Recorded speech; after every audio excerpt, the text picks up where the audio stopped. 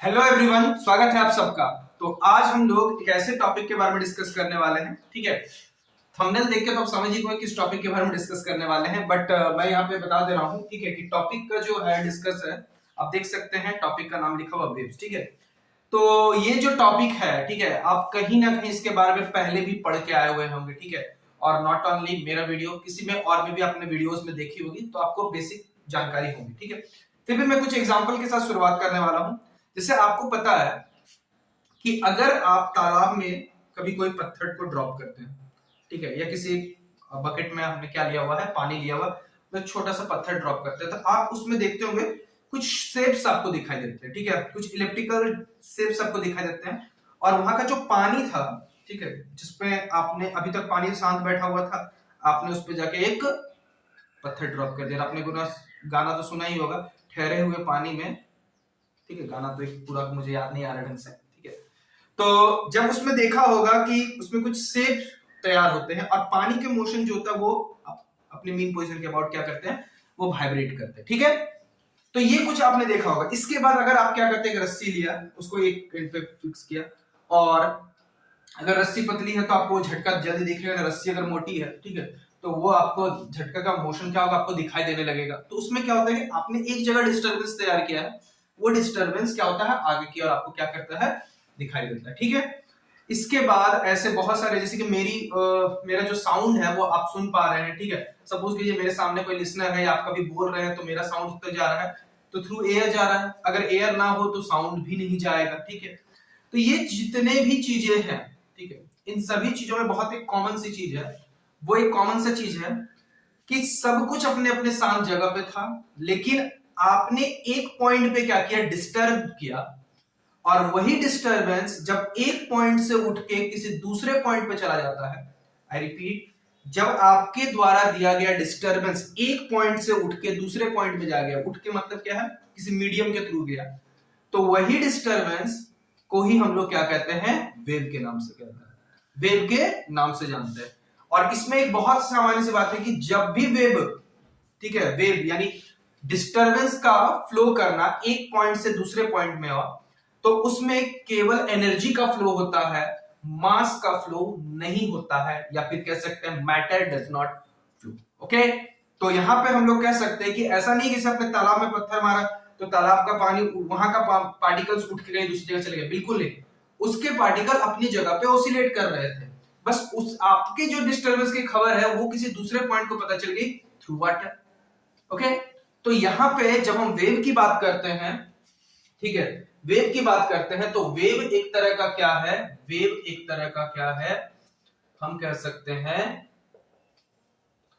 Disturbance of, wave एक तरह का क्या है, डिस्टरबेंस ऑफ क्या है, energy that can flow from one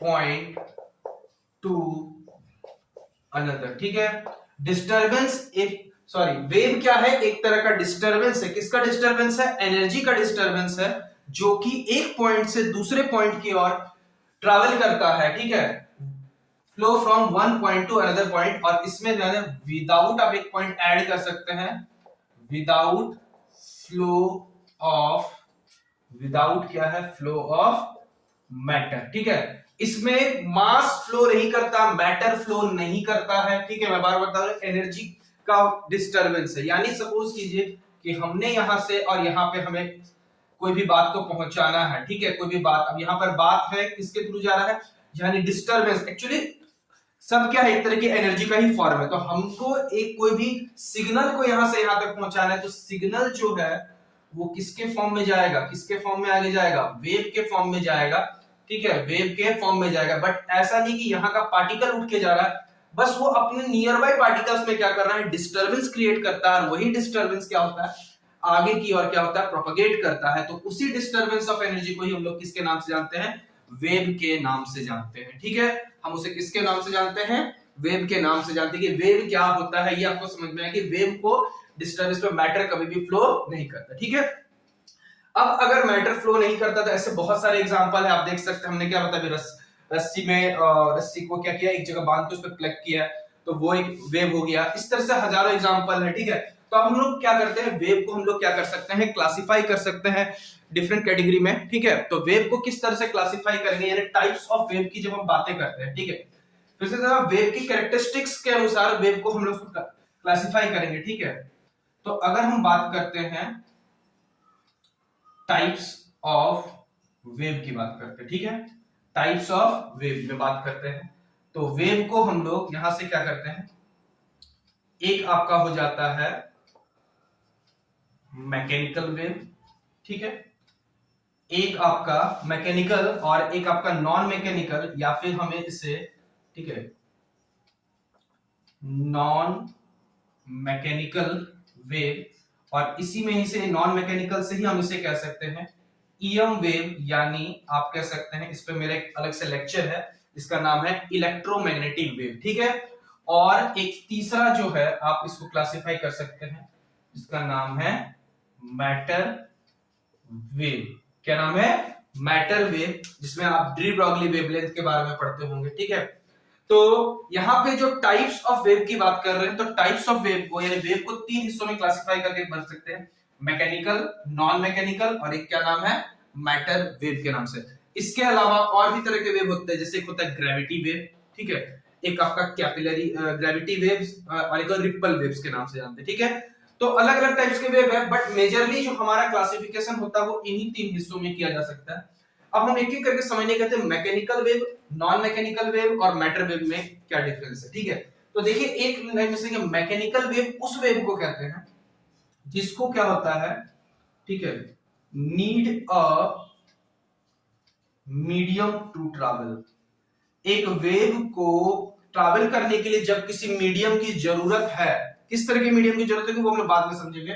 जब कोई मीडियम की जरूरत पड़ती है तो उसको किस भाग में बांटते हैं, मैकेनिकल वेव में। नॉन मैकेनिकल की कैटेगरी में जब हम बात करते हैं तो इसका मतलब नो नीड ऑफ मीडियम, ठीक है, नो नीड ऑफ क्या है, मीडियम की कोई नीड नहीं होती है, तब उसे नॉन मैकेनिकल, और नॉन मैकेनिकल में कौन आते हैं, इलेक्ट्रोमैग्नेटिक वेव्स का आते हैं। और ये बिल्कुल अलग है, ठीक है, ये आपका तैयार होता है, किससे तैयार होता है, ये पार्टिकल के किससे तैयार होता है, ड्यूअल नेचर से तैयार होता है। इसमें कहा क्या जाता है कि हर पार्टिकल के साथ एक वेव अटैच होता है, ठीक है, इसमें क्या कहा जाता है, हर पार्टिकल के साथ क्या होता है, अटैच होता है वेव। जैसे कि मैं इलेक्ट्रॉन बोल रहा हूं, तो इलेक्ट्रॉन सिर्फ पार्टिकल नहीं है, इलेक्ट्रॉन के साथ उसके साथ कॉरेस्पॉन्डिंग उसका एक वेव है, और उसे हम लोग कहते हैं, क्या कहते हैं, किस नाम से जानते हैं, देखिए नाम तो मैंने लिखा हुआ है यहाँ पे, क्या नाम है उसका, मैटर वेव, ठीक है, क्लियर है। तो यहाँ पे टाइप्स ऑफ वेव है मैकेनिकल, नॉन मैकेनिकल और मैटर वेव। अब हम इन तीनों के बारे में अलग से पढ़ा जा सकता है, ठीक है, लेकिन जो हमारा पूरा एंटायर डिस्कशन होने वाला है वो किसके बारे में होता है, मैकेनिकल वेव के बारे में। इस इलेक्ट्रोमैग्नेटिक वेव्स के बारे में क्लास 12 और फर्दर इलेक्ट्रोडायनेमिक्स जो है पूरा कॉन्सेप्ट इसी के अंदर आ जाता है। और ये मैटर वेव आपको क्लास 12 के बुक में मिलेगा, और इसमें बहुत सारी बातें तो नहीं है, बट ये बहुत जरूरी चीज है, ठीक है। तो अब हम लोग स्टडी करेंगे मैकेनिकल वेव किसको कहते हैं और उसके बाद, ठीक है। तब तक आप इसका चाहे तो एक स्क्रीनशॉट बहुत आराम से ले सकते हैं। चलिए, आई होप कि आप यहाँ स्क्रीनशॉट ले रहे होंगे। तो चलिए, आपने इसे उतार लिया होगा, ठीक है। तो अब हम आगे बढ़ते हैं।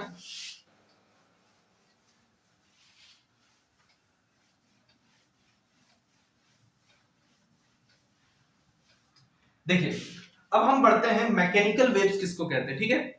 मैकेनिकल वेव्स के बारे में समझने की कोशिश करते हैं। मैकेनिकल वेव्स, ठीक है। तो मैंने अभी बताया कि मैकेनिकल वेव उसको कहते हैं जिसको ट्रैवल करने के लिए क्या चाहिए, एक पर्टिकुलर मीडियम की जरूरत पड़ती है, यानी हम कह सकते हैं कि इसमें नीड्स, पहला पॉइंट एक चीज हम लिख सकते हैं, needs a medium to travel, okay, needs a medium to travel, okay.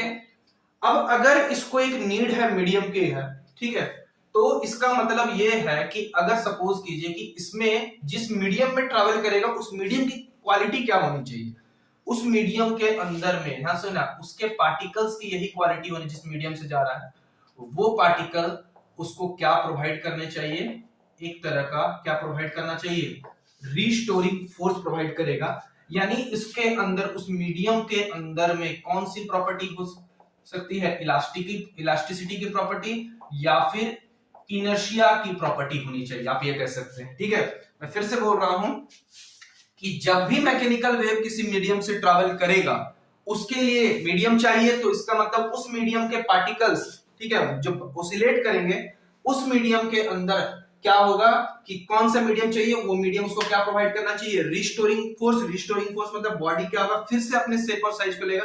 यानी हम कह सकते हैं इलास्टिसिटी की प्रॉपर्टी मीडियम में होनी चाहिए या फिर इनर्शियल प्रॉपर्टी होनी चाहिए। मतलब बॉडी को जो, जैसे इनर्शिया क्या होता है, ये एक टेंडेंसी है बॉडी की अपनी शेप और साइज को रिगेन करने की। ठीक है, या फिर हम कह सकते हैं इनर्शिया मतलब कि जब तक बॉडी आप जिस स्टेट में है उसी स्टेट में रहेगा जब तक कि उस पर बाहर से कोई एक्सटर्नल फोर्स ना लगा लिया जाए। ठीक है, तो आप इन सभी प्रॉपर्टी को जो भी मीडियम सेटिस्फाई करेगा वो मीडियम क्या होगा, उसके लिए उस तरह का वेव जो है उसको क्या कहेंगे, मैकेनिकल कैटेगरी में डालेंगे। ठीक है, तो मैकेनिकल को थोड़ा समझने की कोशिश करते हैं। ठीक है, मैकेनिकल वेव जैसे सपोज कीजिए वेव कैसे ट्रैवल करता है। सपोज कीजिए यहाँ पे हमारे पास बहुत सारे पार्टिकल्स हैं। ठीक है, इस तरह से लाइंस पे मैंने यहाँ पे सबको क्लोज में लगा के रखा। ठीक है, अब क्या किया हम, या फिर ऐसे समझ कीजिए कि पेंडुलम है। ठीक है, सपोज कीजिए पेंडुलम के बहुत सारे कपल पेंडुलम किए हुए।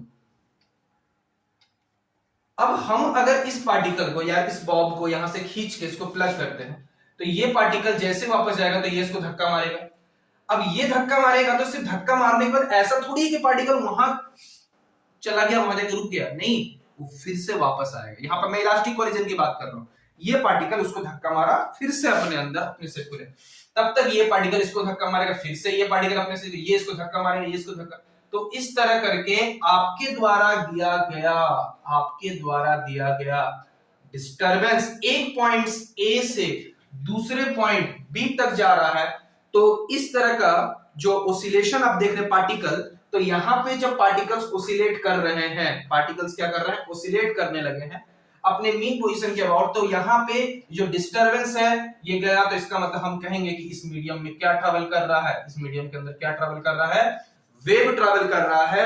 और आप देख सकते हैं कि इस पार्टिकल ने उसको धक्का मारा और धक्का मारने के बाद वो फिर से वापस आ गया, यानी उस पार्टिकल को फिर से रिस्टोर करने के लिए F directly proportional to F is equal to minus kx के बराबर कहीं ना कहीं, मैं एक सिंपल एग्जांपल दे रहा हूं, रिस्टोरिंग फोर्स लगा हुआ जो उस पार्टिकल को फिर से अपने मेन पोजीशन में लाया होगा। यानी पार्टिकल के अंदर इनर्शियल इलास्टिसिटी प्रॉपर्टी है और उसके अंदर इनर्शिया की भी प्रॉपर्टी है। और इंपॉर्टेंट बात, ये पार्टिकल उठ के वहां नहीं गया, ये पार्टिकल अभी भी वहीं पर ही मौजूद था, बस उसके अपने अंदर जो अपने अंदर डिस्टरबेंस था उसको उसने आगे क्या किया, भेज दिया। तो यह तय कर सकते हैं कि अपनी सिग्नल को उसने एक जगह से दूसरी जगह भेज दिया। तो इसका मतलब यही है कि वेव में हमेशा क्या होता है, एनर्जी का फ्लो देखने को मिलता है, मैटर का फ्लो नहीं होता है। ठीक है, ये बात का प्रूफ होता है। क्लियर है? अब हम क्या कर सकते हैं, मैकेनिकल वेव्स को और भी तरह के भागों में क्लासिफाई कर सकते हैं। जैसे देखिए मैकेनिकल वेव्स को भी हम लोग दो हिस्सों में क्लासिफाई करके पढ़ते हैं क्योंकि इसको मीडियम चाहिए। ठीक है, तो मैकेनिकल वेव के दो टाइप हैं। ठीक है, एक टाइप का नाम मैं यहाँ पे लिख देता हूं, आपने नाम सुना होगा लॉन्गिट्यूडनल वेव्स। ठीक है, लॉन्गिट्यूडनल वेव, और दूसरे का नाम है ट्रांसवर्स वेव। ठीक है, दूसरे का नाम क्या है, ट्रांसवर्स वेव। यानी एक है लॉन्गिट्यूडनल वेव और दूसरे का नाम क्या है, ट्रांसवर्स वेव। तो अगर एक है लॉन्गिट्यूडनल वेव तो आप देख सकते हैं लॉन्गिट्यूडनल वेव में होता क्या है, मैं इससे बताता हूं। इसके एग्जांपल है, बहुत फेमस एग्जांपल है साउंड वेव। ठीक है, साउंड वेव, या फिर आप रस्सी को एक बार प्लग कीजिए, ठीक है, तो प्लग करने में एक बार जो पल्स आता है वो लॉन्गिट्यूडनल की कैटेगरी में आता है। ठीक है, तो देखिए होता क्या है साउंड वेव में या फिर लॉन्गिट्यूडनल वेव उसको भी कहते हैं, यहां पे मैं लिख दे रहा हूं, the wave in which particles oscillates। ठीक है, in the wave in which the particle oscillate along the direction of wave propagation, along the direction of wave propagation, जिधर वेव एक्चुअली प्रोपगेट कर रहा उसी डायरेक्शन में पार्टिकल्स ओसिलेट करते हैं, तो उसको हम लोग किस कैटेगरी में डालते हैं, मैकेनिकल की किस कैटेगरी में डालते हैं, लॉन्गिट्यूडनल वेव की कैटेगरी में डालते हैं। एग्जांपल के तौर पर इस मोशन को देखिए, मैंने इसे खींचा था तो ये उधर ओसिलेट करता, वेव आपका आगे की ओर गिरा और पार्टिकल्स का मोशन भी उधर ही डायरेक्शन में है। तो इसका मतलब ये किसके कैटेगरी में चला जाता है, लॉन्गिट्यूडनल वेव की कैटेगरी में चला जाता है, ठीक है, लॉन्गिट्यूडनल वेव की, क्योंकि पार्टिकल्स वेव भी उधर जा रहा है, पार्टिकल्स उसी डायरेक्शन में जा रहा है, जा नहीं रहा है, पार्टिकल्स उसी डायरेक्शन में क्या होते हैं, उसी के डायरेक्शन में ऑसिलेट कर, सेम लाइन पे क्या कर रहे हैं, ऑसिलेट कर रहे हैं, तो हम इसे किसकी कैटेगरी में डालते हैं, लॉन्गिट्यूडनल वेव की कैटेगरी में डाल देते हैं। ओके, तो यहां तक आपको बात समझ में आ गई है कि लॉन्गिट्यूडनल वेव किसको कहते हैं। अब अगर बात करते हैं साउंड में भी होता क्या है, साउंड में भी क्या होता है आप अच्छे से जानते हैं, यहाँ पे रीजन्स होते हैं, साउंड वेव जो होता है यहाँ से एक सोर्स होता है, यहाँ एक लिसनर होता है, तो अगर साउंड वेव जा रहा है तो साउंड वेव जाने के लिए आपको क्या चाहिए, compression, rarefaction, compression, rarefaction, compression, और कंप्रेशन में क्या होता है, पार्टिकल्स क्या होते हैं, बहुत ज्यादा क्या हो जाते हैं, क्लोज आ जाते हैं, और रेरफेक्शन में क्या होता है, पार्टिकल्स बहुत ज्यादा दूर हो जाते हैं। तो कंप्रेशन में क्या होता है, सिर्फ पार्टिकल से धक्का मारा तो वो क्या हो गया, क्लोज आ गया, लेकिन उसके बाद पार्टिकल उसी जगह वो दूर भी हो जाते हैं, तो रेरफेक्शन, बट ये कंप्रेशन आगे की ओर शिफ्ट हो जाता है।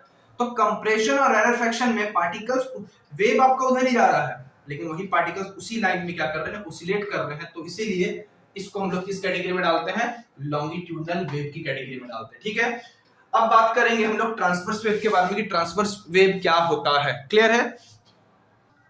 तो अब हम लोग देखने वाले हैं कि ट्रांसवर्स वेव में क्या होता है। देखिए ट्रांसवर्स वेव में क्या होता है, ट्रांसवर्स जैसे कि इसमें क्या मैंने अभी बताया कि जिधर भी वेव जा रहा है उसी डायरेक्शन में पार्टिकल ऑसिलेट करते हैं, तो उसे हम लोग क्या करते हैं, लॉन्गिट्यूडनल वेव की कैटेगरी में डालते हैं। लेकिन ट्रांसवर्स वेव में क्या होता है कि जिस डायरेक्शन में वेव जा रहे हैं ठीक उसी के परपेंडिकुलर डायरेक्शन में क्या होते हैं, पार्टिकल्स क्या करते हैं, ऑसिलेट करते हैं, तो उसको हम लोग किस कैटेगरी में डालते हैं, ट्रांसवर्स वेव की कैटेगरी में डालते हैं। फिर से समझिएगा, ट्रांसवर्स वेव उस तरह के वेव को कहते हैं कि जिसमें पार्टिकल्स उसी जिधर वेव जा रहा है ठीक उसके परपेंडिकुलर क्या होते हैं, पार्टिकल्स वाइब्रेट करते हैं, तो उसको हम लोग ट्रांसवर्स वेव की कैटेगरी में डालते हैं। और इसके एग्जांपल क्या है, ध्यान समझिएगा, इसके एग्जांपल में आप बहुत सारा, जैसे अपने तालाब में क्या था, पत्थर फेंका था, ठीक है, तो उसमें क्या होता है कि हालांकि वो दोनों का कॉम्बिनेशन है, ठीक है, उसमें लॉन्गिट्यूडनल और ट्रांसवर्स, बट मैं एक सिंपल आपको अंडरस्टैंडिंग दे रहा हूं। सपोज कीजिए कि आपने तालाब में क्या क्या पत्थर फेंके, तो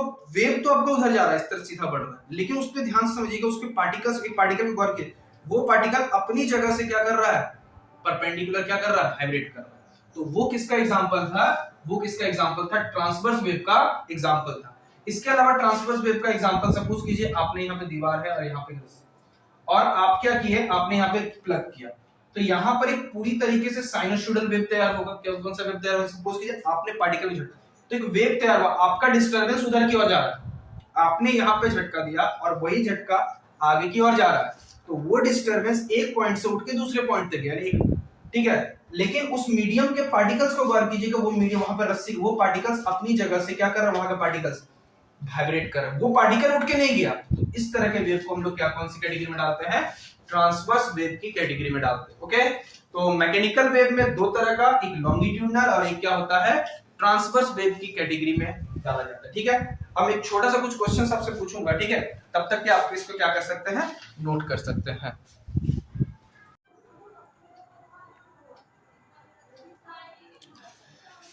तो चलिए अब मैं क्वेश्चन पूछ रहा हूं, ठीक है, तो ध्यान से समझिएगा कि लाइट जो है, ठीक है, लाइट जो है वो किस तरह का वेव, ठीक है, लाइट जो है वो किस तरह का वेव है, ठीक है। तो याद रखिएगा, लाइट जो है, मैं आपको आंसर बता ही देता हूं, ठीक है, लाइट जो है उसको हम लोग किस तरह कैटेगरी में डालते हैं, किस तरह कैटेगरी में डालते हैं, ट्रांसवर्स वेव की कैटेगरी में डाला जाता है, ठीक है। तो ध्यान से समझिएगा, लाइट अगर ट्रांसवर्स वेव है, तो यहां से देखिए एक मुद्दा शुरू होता है, देखिए लाइट अगर ट्रांसवर्स वेव है, तो ध्यान से समझिएगा, ट्रांसवर्स वेव है, तो मैंने अभी बताया कि अगर ये वेव है तो ट्रांसवर्स वेव तभी ट्रैवल कर सकता है जब मीडियम में क्या रहेगा, रिस्टोरिंग फोर्स रहेगा, ठीक है, मीडियम में क्या रहेगा, रिस्टोरिंग फोर्स रहेगा। और मीडियम में अगर रिस्टोरिंग फोर्स है तो रिस्टोरिंग फोर्स केवल और केवल क्या है, केवल और केवल किस में पॉसिबल है, सॉलिड्स में पॉसिबल है, ठीक है। तो आप मुझे बताइए, अगर सॉलिड्स में, मतलब सॉलिड में मतलब क्या है, कोई भी मीडियम में पॉसिबल है, ठीक है, सॉलिड में भी, लिक्विड में भी और गैस में भी, सपोज कीजिए। तो अब एक सवाल ये उठता था, ठीक है, अब एक सवाल ये उठता था कि अगर ऐसी बात है तो लाइट जो कि जिसकी स्पीड दुनिया में क्या सबसे ज्यादा मैक्सिमम है, तो वो क्या होता है, वो होता है 3 × 10⁸ मीटर पर सेकेंड। तो वो स्पेस में कैसे ट्रैवल करता है जबकि स्पेस में कोई मीडियम नहीं है, ठीक है। तो साइंस में हमेशा ये टॉपिक पुराने टाइम में विवाद में रहा था कि अगर लाइट, पहले लोगों को मानना था कि लाइट एक तरह का क्या है, ट्रांसवर्स वेव है। अगर ट्रांसवर्स है तो रिस्टोरिंग है तो भी इसके लिए क्या चाहिए, मीडियम चाहिए, और मीडियम चाहिए तभी रिस्टोरिंग फोर्स आ सकता है। तो मीडियम चाहिए, तो मीडियम कहां है, स्पेस में देखो मीडियम ही नहीं है। तब क्या हुआ, ध्यान समझिएगा, लाइट के बारे में कॉन्सेप्ट आया कि अलग अलग लोगों के अलग अलग कॉन्सेप्ट था। तो बोला क्या गया कि स्पेस में भी एक हाइपोथेटिकल मीडियम है, स्पेस भी किससे भरा हुआ है, एक हाइपोथेटिकल मीडियम से भरा हुआ है, और उस मीडियम का नाम है, किससे है, ईथर। क्या है, ईथर। और वो ईथर जो है स्पेस के रिलेटिवली क्या है, वो किसमें माना जाता है, रिलेटिवली किसमें है, रेस्ट में है। और इसकी जो डेंसिटी है वो एयर से मुकाबले बहुत ही ज्यादा कम मानी जाती है ईथर के केस में। ये पुराने जमाने के लोगों का ये कहना था कि स्पेस किससे भरा हुआ है, ईथर से बना हुआ है। तो ये मानना था। इसको लेके क्या किया, एक्सपेरिमेंट किया गया। फिर आया एक माइकलसन मॉर्ले एक्सपेरिमेंट, जो ईथर के लिए ईथर को प्रूफ करने के लिए कि भैया स्पेस में क्या होता है, कि ईथर होता है कि नहीं, तो इसको लेके प्रूफ करने की कोशिश की। किसने, माइकलसन मॉर्ले एक्सपेरिमेंट। बट ये एक्सपेरिमेंट में हमें क्या मिला, नेगेटिव रिजल्ट मिल रहे थे। नेगेटिव रिजल्ट मतलब कि ये एक्सपेरिमेंट कभी प्रूफ नहीं कर पाए हम लोग कि स्पेस किससे भरा हुआ है, ईथर से भरा हुआ है। तो ये कॉन्सेप्ट क्या हो गया, उस जमाने के हिसाब से क्या बढ़ गया, गलत बैठ गया कि ईथर मीडियम में क्या होता है, ईथर भी होता है। ओके, तब हमारे साइंस की रिसर्च चली और हमें क्या पता चला, लाइट जो कि विदाउट मीडियम के भी ट्रैवल कर रहा है, यानी लाइट एक तरह का क्या है, इलेक्ट्रोमैग्नेटिक वेव है। ठीक है, जो सनलाइट हम तक पहुंच रहा है उसमें केवल विजिबल लाइट का पोर्शन है, और उसके अलावा और भी तरह के वेव है, लेकिन वो किसकी कैटेगरी में डालता है, ईएम वेव, जो इलेक्ट्रिक फील्ड और मैग्नेटिक फील्ड के कारण से जो डिस्टर्बेंस तैयार होता है मीडियम में, पार्टिकल्स का एक्सेलरेटिंग चार्ज पार्टिकल के कारण से तैयार होता है, और वहां पे इलेक्ट्रोमैग्नेटिक वेव का कॉन्सेप्ट आया। ठीक है, तो ये कॉन्सेप्ट है जो कि हम बाद में जाके पढ़ेंगे। तो फिलहाल है कि लाइट के सेंस में याद रखिएगा, लाइट किस तरह की वेव की कैटेगरी में डाला जाता है, ट्रांसवर्स वेव। बट इसको आप इस तरह की थ्योरी से प्रूफ नहीं करने के मुकाबले इलेक्ट्रोमैग्नेटिक वेव्स की थ्योरी में प्रूफ करेंगे। और ट्रांसवर्स नेचर को प्रूफ करने के लिए हमारे पास बहुत फेमस एक्सपेरिमेंट था, याद कीजिएगा, पढ़ा अगर कोई 12th के अगर व्यूअर्स होंगे तो देख रहे होंगे, तो पोलराइजेशन। ठीक है, पोलराइजेशन एक ऐसा कॉन्सेप्ट है जिसके थ्रू हम लोग लाइट को क्या कर सकते हैं, ट्रांसवर्स नेचर को क्या किया जा सकता है, निकोल प्रिज्म वाला एक्सपेरिमेंट जो था उसके थ्रू से हम लोग प्रूव कर सकते हैं कि लाइट कैसा नेचर का होता है, ट्रांसवर्स नेचर का होता है। ठीक है, तो ये बात आपको समझने वाली बात है, जो आपको ध्यान में रखने वाली। ठीक है,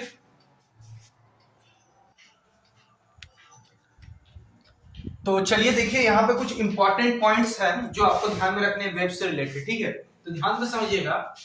देखिए, ट्रांसवर्स वेव जो है, ठीक है, ट्रांसवर्स वेव की बात कर रहे हैं।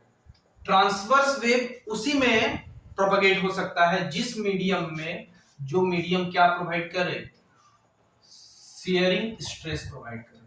ठीक है, क्या प्रोवाइड करेगा, शियरिंग स्ट्रेस। ठीक है, आपको पता है शियरिंग स्ट्रेस की बात करते हैं। ओके, और शियरिंग स्ट्रेस केवल किस में प्रोवाइड होता है, केवल और केवल प्रोवाइड क्या होता है, मैंने अभी आपको बताया, सॉलिड्स में प्रोवाइड होता है। ठीक है, और सॉलिड में प्रोवाइड होता है, तो इसका मतलब है कि ट्रांसवर्स वेव केवल और केवल आपको किस में देखने को मिलता है, एक ऐसे मटेरियल मीडियम में जो शियरिंग स्ट्रेस देता है। लेकिन याद रखिएगा कि लॉन्गिट्यूडनल वेव, ठीक है, लॉन्गिट्यूडनल वेव किस में प्रोपगेट करता है, तो इसके लिए सिर्फ चाहिए मीडियम में क्या चाहिए, आपको चाहिए कॉम्प्रेसिबिलिटी। ठीक है, आपको क्या चाहिए, मीडियम में क्या चाहिए, कॉम्प्रेसिबिलिटी, मीडियम में कंप्रेसिव नेचर होना चाहिए। और कंप्रेसिबिलिटी के सेंस में याद रखिएगा, कंप्रेसिबिलिटी के सेंस में ध्यान समझिएगा, लॉन्गिट्यूडनल वेव उसमें प्रोवाइड करता है जिसमें कंप्रेसिबिलिटी, और कंप्रेसिबिलिटी कहीं ना कहीं सब में, सॉलिड, लिक्विड और गैस में है। जैसे कि पता है गैस सबसे ज्यादा कंप्रेस होता है, इसलिए कंप्रेसिबिलिटी सबसे ज्यादा है, लिक्विड और गैस। ठीक है, और सॉलिड में तो कंप्रेसिबिलिटी सबसे कम है, क्योंकि कंप्रेसिबिलिटी सबसे कम है, दबता सबसे कम है, यानी कंप्रेसिबिलिटी मतलब दबने की प्रोबेबिलिटी। इसीलिए इस मॉडल, इसके कंप्रेसिबिलिटी का जस्ट उल्टा आप जानते हैं होता है, ठीक है, बल्क मॉड्यूलस ऑफ इलास्टिसिटी। यानी जहां पे कॉम्प्रेसिबिलिटी ज्यादा होगा बल्क मॉड्यूलस क्या होता है, उल्टा होता है, यानी एक दूसरे के रेसिप्रोकल होते हैं। यानी कॉम्प्रेसिबिलिटी और बल्क मॉड्यूलस में अगर कॉम्प्रेसिबिलिटी समझ में आता है तो बल्क मॉड्यूलस भी समझ में आता है, जिसकी बल्क मॉड्यूलस पे भी डिपेंड करता है। यानी properties longitudinal wave, solid, liquid और गैस तीनों में ट्रैवल करता है। साउंड जो है वो सॉलिड, लिक्विड, गैस तीनों में ट्रैवल करता है। बट जो ट्रांसवर्स वेव है उसके लिए सॉलिड मीडियम चाहिए। सॉलिड मीडियम मतलब जैसे कि अगर आपको रॉड में अपने हिट किया तो रॉड में कौन सा जाएगा, रॉड में कौन सा जाएगा, उसके अंदर केवल और केवल रॉड के केस में आप उसमें ट्रांसवर्स वेव डाल सकते हैं, ठीक है। उसमें लॉन्गिट्यूडन भी हो सकता है, ठीक है, क्योंकि सॉलिड लिक्विड गैस है। लेकिन एयर में क्या जा सकता है ट्रांसवर्स वेव, तो नहीं, एयर क्या है, लिक्विड की, सॉरी गैस की कैटेगरी में आ जाता है, ठीक है। तो वो मीडियम जैसे कि रॉड हो गया, स्ट्रिंग हो गया, ठीक है, कोई मटेरियलिस्टिक मीडियम जो सॉलिड मीडियम है उसमें केवल और केवल ट्रांसवर्स वेव है, जो कि हमारे स्टडी का मेन ओरिजिन रहेगा, ठीक है, ट्रांसवर्स वेव के बारे में, ठीक है। इसके अलावा दो तरह के फ्लूइड्स में और तरह आपको वेव दिखाई देगा। एक का नाम है कैपिलरी वेव, मैंने अभी आपको बताया, और एक का नाम है ग्रेविटी वेव, ठीक है। क्या होता है कि वाटर के सरफेस पे जब भी पानी बहता, पानी के सरफेस पे आपको दो एक्स्ट्रा वेव दिखाई दे, एक होता है ग्रेविटी वेव, कैपिलरी वेव, और दूसरा क्या नाम है, ग्रेविटी वेव। और कैपिलरी वेव किस लिए तैयार होते हैं, पानी के क्या होते हैं, सरफेस टेंशन के कारण से तैयार होते हैं। किसके कारण से तैयार होते हैं, आपने पढ़ा होगा, सरफेस टेंशन के कारण से तैयार होता है। और ये एक तरीके के कैसे वेव हैं, इनको कहा जाता है शॉर्ट वेव लेंथ वाले होते हैं, ठीक है। पानी का सरफेस टेंशन क्या करता है, पानी का, क्योंकि सरफेस टेंशन है कि आपको पता है सरफेस टेंशन प्रॉपर्टी होती है लिक्विड के सिकुड़ने की। तो लिक्विड को, जैसे लिक्विड अगर फैलना चाहता है उसको सिकुड़ के, यानी कॉम्प्रेसिबिलिटी के उसके अंदर भी नेचर लाने की कोशिश करता है। तो उसमें क्या होता है, पानी में कौन सी वेव तैयार होती है, कैपिलरी वेव। कैपिलरी का सब जानते होंगे, कैपिलरी एक्शन में आपने सुना होगा, ठीक है, कैपिलरी वेव आपने अच्छे से सुना होगा। तो आपने कैपिलरी वेव के बारे में अच्छे से सुना होगा कि जब भी कोई लिक्विड जो कैपिलरी में होता है तो वो कैपिलरी में क्या करता है, उसकी जो हाइट होती है वो रेज करती है। जो हाइट रेज करने की जो h होता है वो होता है 2t cos theta by r रो जी का फॉर्मूला के साथ ओबे करता है, ठीक है। तो यहाँ थीटा मतलब होता है एंगल ऑफ कांटेक्ट, ठीक है। तो वो कैपिलरी एक्शन मतलब कैपिलरी सरफेस टेंशन पे डिपेंड करता है, देख सकते हैं। तो आप कह सकते हैं capillary wave are those wave that are generated by the surface tension on the surface of water के सेंस में होता है, ठीक है। और ग्रेविटी वेव क्या होता है, ये तैयार होता है ड्यू टू स्मॉल जी, यानी एक्सेलरेशन ड्यू टू ग्रेविटी के कारण से क्या होता है, तैयार होता है। जैसे क्या होता है, पानी अगर ऊपर उठने की तैयारी उठ रहा होगा तो वाटर उसको पीछे की ओर रिस्टोर कौन करेगा, रिस्टोर कौन करेगा, ग्रेविटी वेव। यानी ग्रेविटेशन के कारण से जो वेव तैयार होता है पानी के सरफेस पे उसको हम लोग क्या कहते हैं, ग्रेविटी वेव के नाम से जानते हैं, ठीक है। तो ये दो चीज है, कैपिलरी वेव, एक ग्रेविटी वेव, ठीक है, ये दोनों एक्स्ट्रा वेव टाइप के। और एक ट्रांसवर्स वेव जिसमें शेयरिंग स्ट्रेस ही होता है, ये केवल सॉलिड्स में देखने को मिलता है। और एक बना है, मैंने आपको बताया लॉन्गिट्यूडनल वेव, जिसमें कॉम्प्रेसिबिलिटी का नेचर होता है, यानी वो सॉलिड, लिक्विड और गैस तीनों में होता है। और इसमें यानी कॉम्प्रेसिबिलिटी का जस्ट उल्टा होता है, क्या होता है, बल्क मॉड्यूलस, ठीक है। आई होप कि आपको ये बात समझ में आ गई। आप चाहे तो इसका स्क्रीनशॉट आराम से ले सकते हैं, ओके।